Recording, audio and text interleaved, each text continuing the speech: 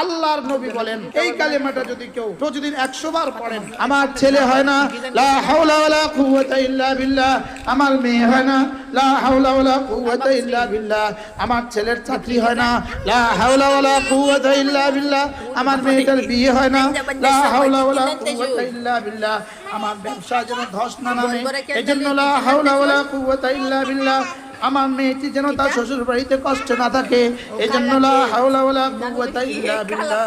আমার যেন জীবনে এক ওয়াক্ত জামাত ছুটে না যায়, লা হাওলা ওয়ালা কুওয়াতা ইল্লা বিল্লাহ, রমজানে যেন আমার রোজা ছুটে না যায়, লা হাওলা ওয়ালা কুওয়াতা ইল্লা বিল্লাহ, আমার যেন কোনো বছর হজ ছুটে না যায়, লা হাওলা ওয়ালা কুওয়াতা ইল্লা বিল্লাহ, আমার যেন উমরা ছুটে না যায়, লা হাওলা ওয়ালা কুওয়াতা ইল্লা বিল্লাহ, আমার যেন গুনাহ হয়ে না যায়, লা হাওলা ওয়ালা কুওয়াতা ইল্লা বিল্লাহ, কোনো ইবাদত করার ক্ষমতা আমার নেই আল্লাহ তাআলার সাহায্য ছাড়া, কোনো গুনাহ ছেড়ে দেওয়ার ক্ষমতা আমার